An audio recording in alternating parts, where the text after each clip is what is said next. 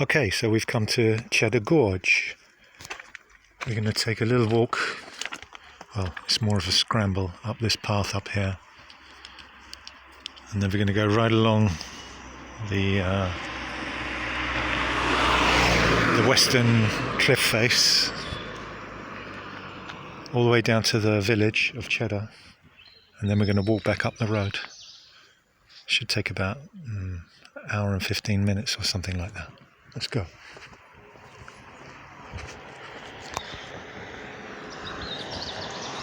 So the water would have come down this where the road is now and cut a gorge through the limestone rock. Steep and uneven, so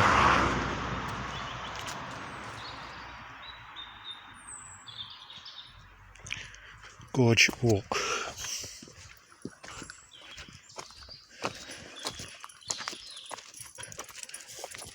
This is a terrain that you really need to be pretty fit and agile to get along. So for those who are unable to do it, I'll bring my camera and show you what it's like.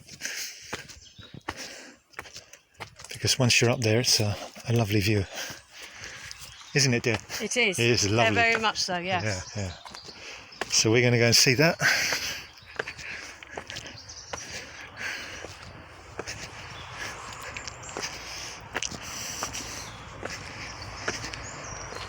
I've done this walk a few times before, and it really takes your breath, this first bit, or the last bit if you go the other way. And there's a walk on the other side as well. I've done both sides.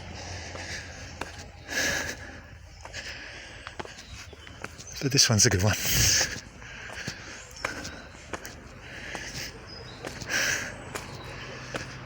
Yeah, very uneven ground. You've got to pick your foot in carefully.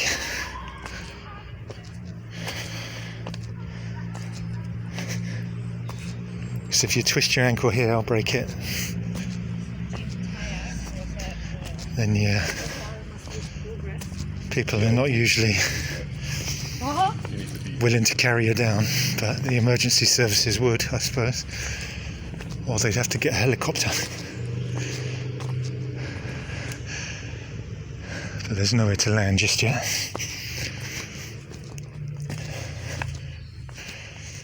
I was with my brother-in-law once.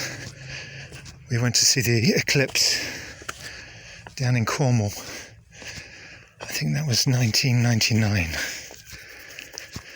Something like that. And we just got there after a long drive. And Paul marched off with all his tent and rucksack and camping gear on his back. And he's a big bloke. Very big bloke. So he had all this extra weight on top of him and his own additional weight. He went marching off. And I saw him in the distance and he just kind of slumped and disappeared. I thought, well, that doesn't look right. What happened there? He didn't get up, you see. So we hastened up to catch up with him. And when we got closer, he was kind of writhing around on the floor in agony. I thought, hey, what's up? So I approached him and I held his leg, and his leg was moving around. Separate from his body, from his other leg. And it was broken and it was moving around. It was quite a funny sensation to feel the bottom of your leg moving independently from the rest of it when it should be quite rigid, you know. So he had a double fracture along the, I don't know what the bone is called. Femur is your thigh bone, and your shin bone, and the one next to your shin bone is the one I'm talking about. So, of course, he had this big bloke stranded on top of the hill with a broken leg, and I had to look around for emergency services. And I did find some because they were there. They had gathered because they were looking. Hello. They were gathered looking for some children that were swept out to sea on a dinghy, a life raft or something. So their concern was these children. So I said, oh well, you know, there's a guy with a broken leg here. And they said, okay, let's just see if we can find these children first, and then we'll deal with the pool. So eventually the children actually were found, and they weren't too far away apparently. So they focused their attention on Paul then. And because he was such a big bloke, you know, he weighed about, I don't know, well over 20 stone, 25 stone, something like that. Pounds, kilos, I don't know, 200 kilos, 200, I don't know. So they had to call a air ambulance out for him, and that landed nearby and they whisked him off. So he never got to see the eclipse. Well, we only saw it in a dim shadow anyway because it was overcast that day where we were. But during the day, it all of a sudden got dark and the birds went quiet. And yeah, and then the moon covered the sun. Eclipse. It's quite a strange phenomenon to witness. Okay, we're getting quite close to the top.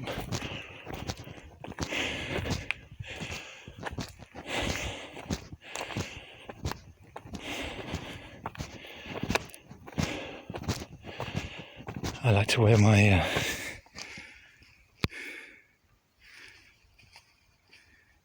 kind of minimal footwear. It's not exactly barefoot footwear, but you could say minimal footwear. A very thin sole, so I can feel every stone, rock, underfoot, and it makes you place your feet carefully wherever you tread. So it brings your consciousness to where you're walking and what you're doing. Keeps you in the moment as well. So I like that.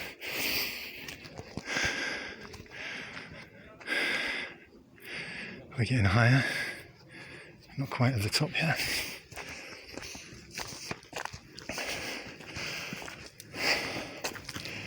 Hiya. Alright.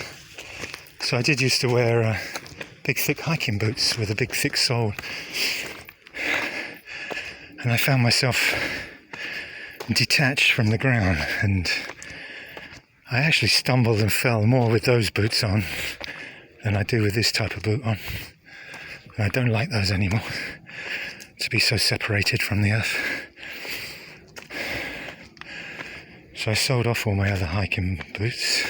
Well, one pair I had, a decent pair, in favour of these ones. And I wear them all the time now. Really, they've been going on for over 2 years now, and they haven't worn out just yet. But I do have a new pair lined up waiting, as and when these ones do fail, but they keep soldiering on, which is great.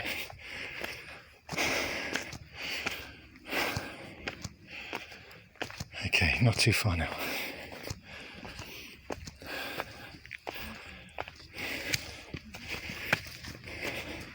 Hiya.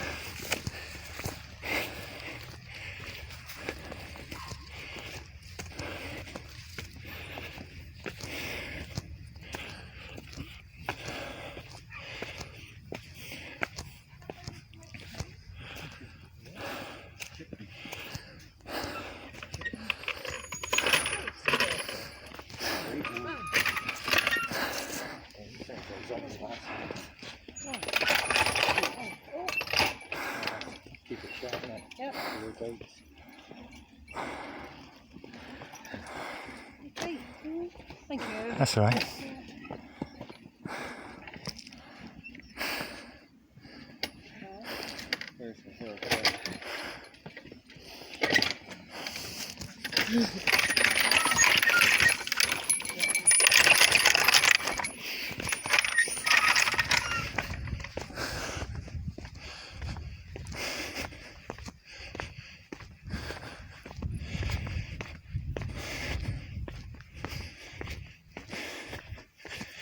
Yeah, it's nice doing this walk when the weather's fine, but the weather can get quite horrible sometimes. So I do what I can during the summer months, get out to explore as much as possible, or do chores that are, called to do them outdoors. And then when winter sets in, I tend to do things indoors. I'll be doing more decorating and things like that.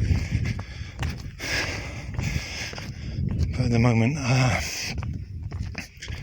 it's been 3 months since Rachel moved out, and it's probably been 2 months that her funding has been withdrawn from her benefits. So I signed up to the benefits called Universal Credit here, which are filtering in slowly, but you don't get much. So I'm going to have to supplement that with something or other. Hi there, all right? Yeah. I've got 2 cars at the moment. I've got the Audi and the Peugeot. And I don't really want to sell either. But if needs be, I could. Or better still, when I get my next payment, I can make another investment. I could purchase another one. Hello. Hello. I could purchase another one and fix it up and sell it on for a profit to make a bit of money like that. I do buy and sell things. I bought a bunch of furniture and things when Rachel had declared that she was moving away, just so that I wasn't left without anything. So I've got double furniture in places in the house. So I really need to thin that down again. But at the moment, she's storing all her things there. She is going to pay me something, but she keeps saying these things, but it hasn't happened yet. Although she has done in the past, not that long ago. But I don't force her, she doesn't have to. But her being in a home, what else is her money for? It's not as though she can lavish on anything, she's kind of pretty stuck where she is. So that remains to be seen. But meanwhile, I need to kind of find a little bit more. I did actually apply for a part-time job today. Well, I say apply, the job was an old job, but it was for like a manor house or a home, caring home in the countryside. Not too far, probably about 25-minute drive or something like that away from me. And they cater for different faiths and things like that. I don't know quite what it's about, but there is a little chapel there, a chapel of prayer and things like that. But they were looking for a gardener, handyman, maintenance guy, and it was only part-time, 25 hours a week, and you get a salary for that. But their closing date was at the end of August, and we're well into September now, so it's probably filled. But nevertheless, I sent off an email to them saying that I had the necessary qualifications to do the job. And something like that would be temporary until you arrive, and then I'll well, it depends on how long. You'd have to be here for a certain duration, wouldn't you, before you're entitled to your benefits. So I would continue to do that until such time, Okay, we're getting close to the top now. I think I said that halfway up, didn't I?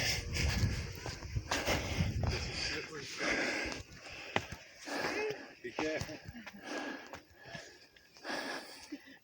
Sorry, mate. No, you carry on. That's all right. I'm just looking at the hiking footwear. That's great. Oh yeah. Converse sandals. Yeah. This is what we went for today. Well, I lived in India, and they go around in flip-flops everywhere. Yeah, You know? Yeah. that's- See, I it nearly must went work. bare feet. So we're lucky I put my trainers on. Yeah, probably be a better job, wouldn't it?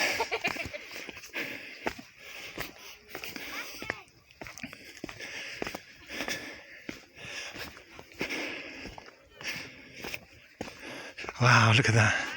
So we're at the Mendip Hills. This is quite a high part of it.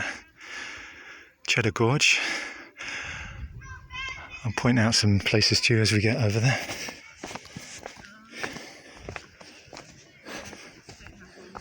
Yeah, don't have them. It's the best. Once you're walking though, you have to keep your eye on the ground because it's easy to trip. If you look up and look at the scenery, you could trip. So you have to keep looking where you're treading, especially if you get close to the edge, because it's a 400-foot drop straight down and there's no fence. I'm quite surprised actually. It's like a high traffic visitor attraction here, and yet at the same time there's no safety features, so I find that quite incredible in this day and age where they're so politically correct, should we say.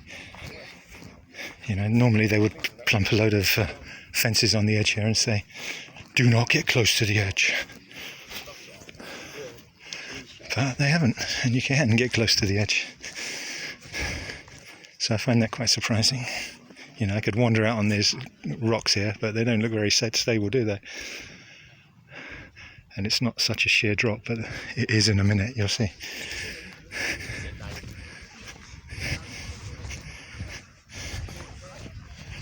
So we're looking south, that's south, and then towards the west, the west that way, towards Ireland and America and Alaska, around the other side of the world. The north is that way, and the east, sunrise, that way.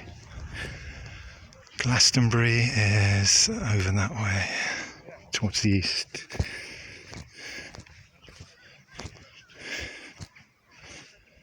Yeah, we're probably 400 feet above the road here. The road would be right down over there. That's the other path on the other side. There's people walking along it. And there's a fantastic quarry over there, over that side. And I've explored over there, and I could wander into the quarry, and I love doing the quarries. They're quite fascinating. But they've cordoned that one off now. They're gradually shutting the quarries down to prevent people going into them. But I have managed to get into a few in the past. Just a year or two ago, 2 years ago, 2018, I was exploring quite a lot with that wonderful summer heat wave that went on and on and on for months.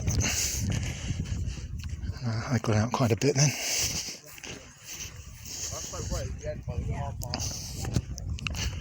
I'm going to break this down into sections. Okay, that's the first one.